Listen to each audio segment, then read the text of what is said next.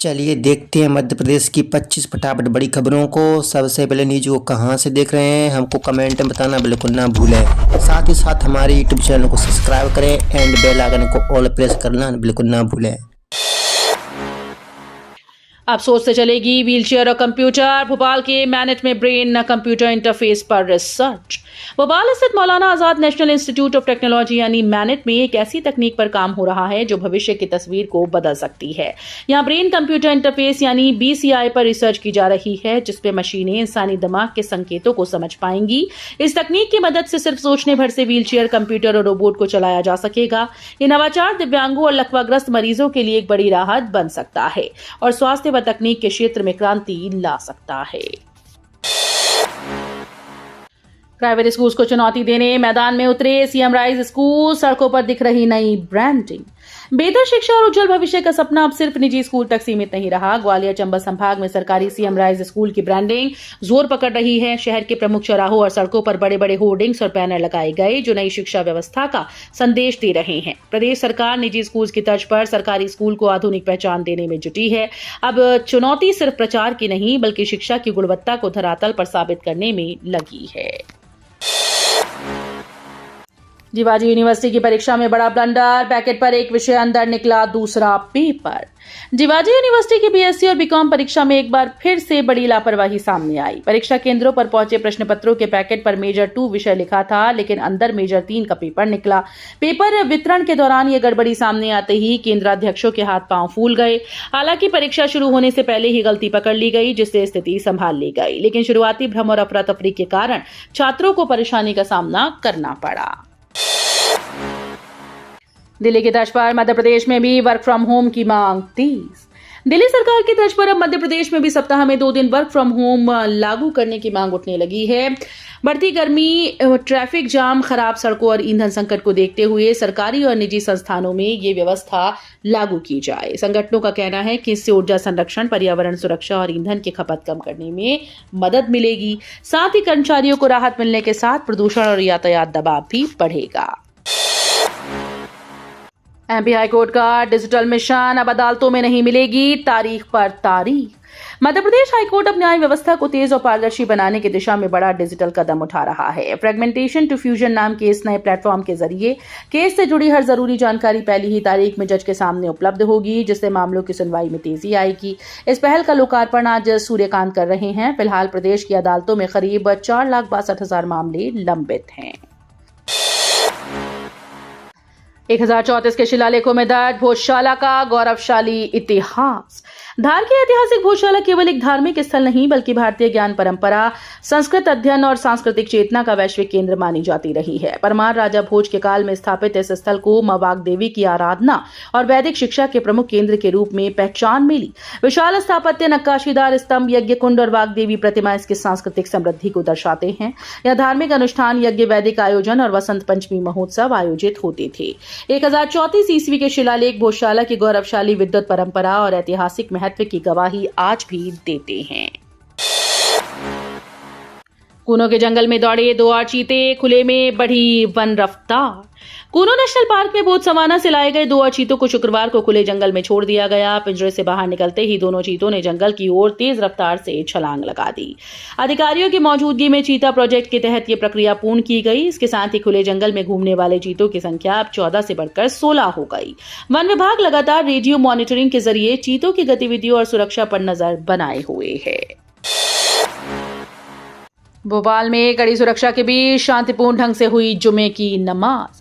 भोपाल में शुक्रवार को जुमे की नमाज कड़ी सुरक्षा व्यवस्था के बीच शांतिपूर्ण तरीके से संपन्न हुई। भोजशाला मामले के फैसले और गोविंदपुरा विवाद को लेकर सोशल मीडिया पर विरोध प्रदर्शन की अपीलों के बाद पुलिस और प्रशासन हाई अलर्ट पर रहे। पुराने शहर के संवेदनशील इलाकों में करीब 1000 जवानों की तैनाती की गई और चप्पे चप्पे पर निगरानी रखी गई। प्रशासन की सतर्कता और धार्मिक नेताओं की शांति बनाए रखने की अपील का असर रहा कि शहर में कहीं भी तनाव या विरोध प्रदर्शन की स्थिति नहीं रही। पेट्रोल डीजल महंगा, अब बस सफर पर भी बढ़ेगा बोझ। अंतर्राष्ट्रीय बाजार में कच्चे तेल की बढ़ती कीमतों का असर अब आम लोगों के सफर पर भी दिखाई देने लगा है। पेट्रोल और डीजल के दाम बढ़ने के बाद बस ऑपरेटर्स ने किराए में करीब 40% तक बढ़ोतरी की तैयारी शुरू कर दी। बताया जा रहा है कि ईरान अमेरिका तनाव के बीच क्रूड ऑयल की कीमतें $70 से बढ़कर $100 प्रति बैरल के पार पहुंच गई हैं, जिससे तेल कंपनीज पर दबाव बढ़ गया है। ई स्कूटी पर निकले ऊर्जा मंत्री, समर्थकों को काफिला नहीं बनाने की हिदायत।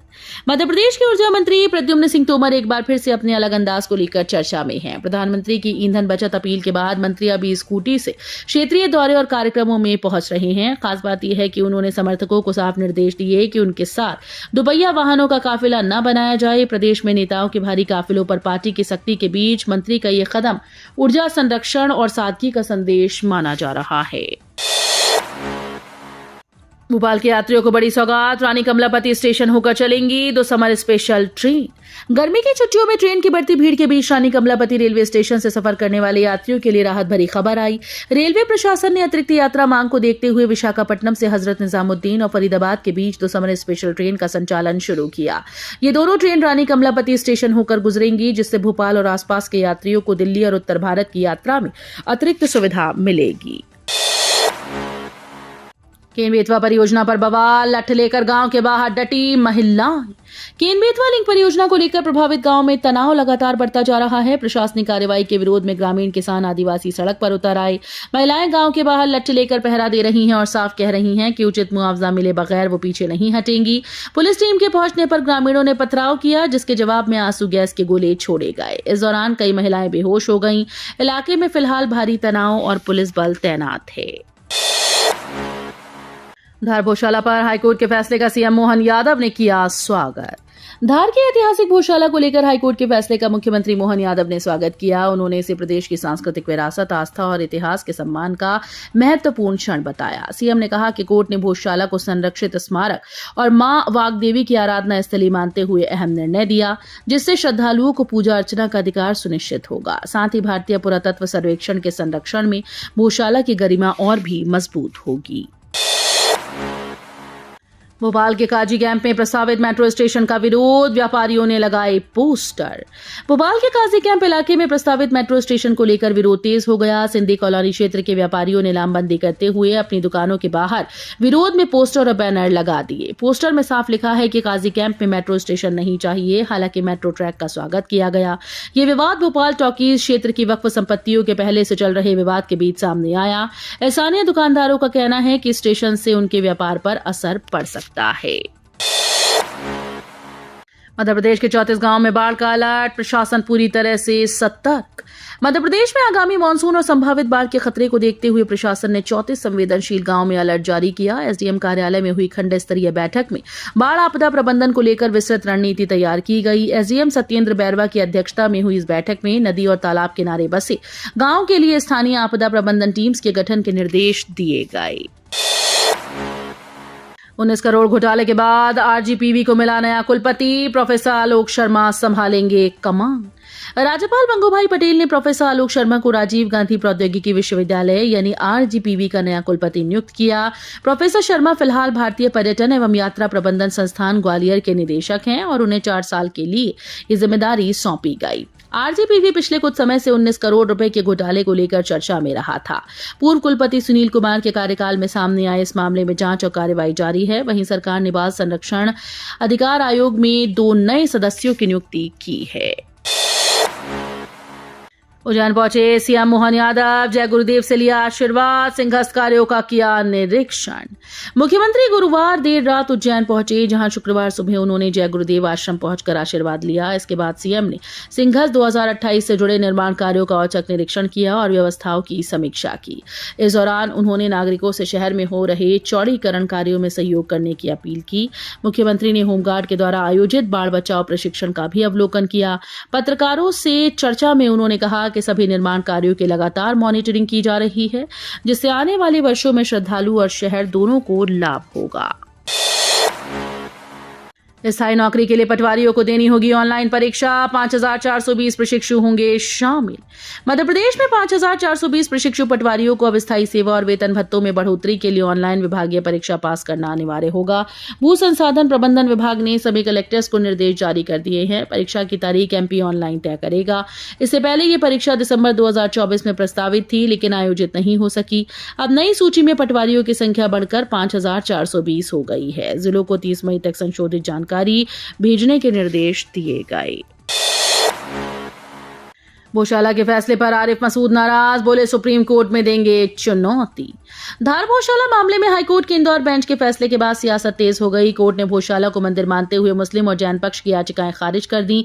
फैसले के बाद जहां हिंदू पक्ष में खुशी का माहौल है, वहीं कांग्रेस विधायक आरिफ मसूद ने इस निर्णय पर नाराजगी जताई। उन्होंने कहा कि कोर्ट ने एएसआई रिपोर्ट के आधार पर फैसला सुनाया है, लेकिन ये फैसला गलत है। आरिफ मसूद ने साफ कहा कि इस आदेश को सुप्रीम कोर्ट में चुनौती दी जाएगी।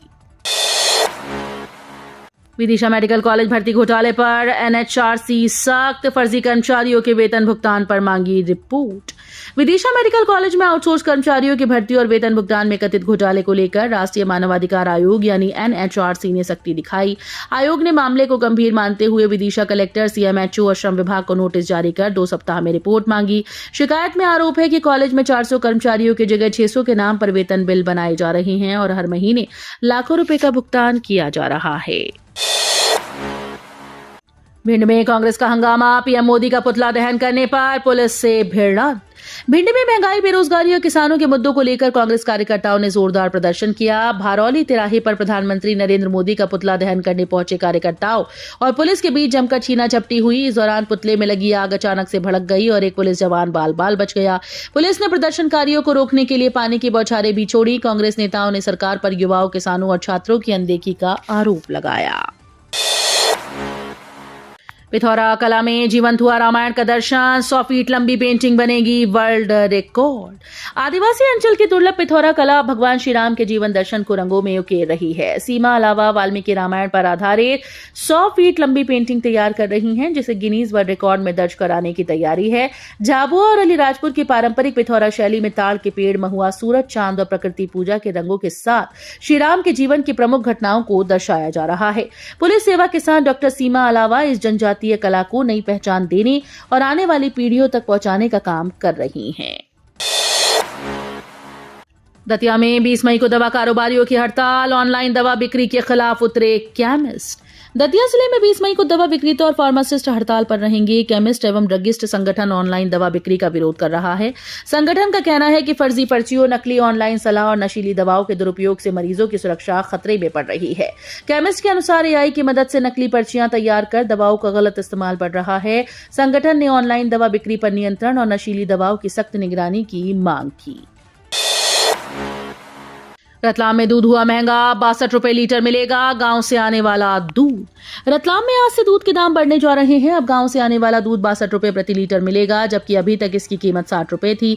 सांची और अमूल दूध के दाम बढ़ने के बाद प्रशासन, दूध उत्पादकों और विक्रेताओं की बैठक में ये फैसला लिया गया। दूध उत्पादकों का कहना है कि पशु आहार, खली और कपस्या के दाम लगातार बढ़ रहे हैं। वहीं गर्मी के कारण दूध उत्पादन भी घट गया है। प्रशासन ने उत्पादकों और विक्रेताओं के हितों में संतुलन बनाए रखने के लिए नए भाव लागू किए हैं। देवास में नकली कीटनाशक फैक्ट्री का भांडाफोड़, 50 लाख का फर्जी माल जब्त। देवास में कृषि विभाग ने नकली कीटनाशक बनाने वाले गिरोह का बड़ा खुलासा किया। नाहार दरवाजा थाना क्षेत्र में छापेमारी के दौरान एक घर से ब्रांडेड कंपनीज के डायपर पैकेट और भारी मात्रा में नकली सामग्री बरामद की गई। आरोप है कि जिप्सम को कीटनाशक बताकर बाजार में बेचने की तैयारी की जा रही थी। मौके पर 2 महिलाएं ब्रांडेड पैकेट्स में जिप्सम भरती मिली। कृषि विभाग के मुताबिक जब्त सामग्री की कीमत करीब 50 लाख रुपए है। वीडियो अच्छी लगी तो वीडियो करिए लाइक एंड चैनल को सब्सक्राइब कर बेल आइकन को और प्रेस कर लीजिएगा।